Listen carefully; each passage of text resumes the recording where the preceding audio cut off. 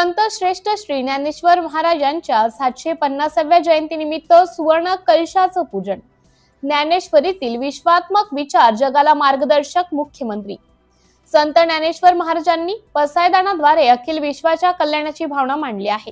ज्ञानेश्वरीतील हा विचारात्मक विचार भारतीय संस्कृतीचं मूळ असून तो जगाला मार्गदर्शक आहे, असं प्रतिपादन मुख्यमंत्री देवेंद्र फडणवीस यांनी केले। संत श्रेष्ठ श्री ज्ञानेश्वर महाराजांच्या सप्तशतकोत्तर सुवर्ण जयंती दिनानिमित्त आयोजित संत ज्ञानेश्वर महाराजांच्या समाधी मंदिरावर सुवर्ण कलशारोहण समारंभात ते बोलत होते। यावेळी उपमुख्यमंत्री एकनाथ शिंदे, ग्रामविकास मंत्री जयकुमार गोरे, विधान परिषदेच्या उपसभापती डॉक्टर नीलम गोरे, प्रमुख जिल्हा व सत्र न्यायाधीश महेंद्र महाजन, हरिभक्त पारायण मारुती महाराज पुरेकर, हरिभक्त पारायण नारायण महाराज जाधव, खासदार श्रीरंग बारणे, आमदार उमा खापरे, बापूसाहेब पठारे, महेश लांडगे, बाबाजी काळे, देवेंद्र पोटे आदी उपस्थित होते।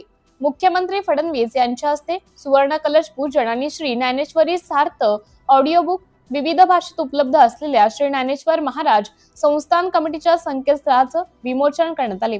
मान्यवरांच्या उपस्थितीत भाविकांच्या वर्गणीतून तयार करण्यात आलेला हा 22 किलोचा सुवर्ण कलश समाधी मंदिरावर चढवण्यात आला।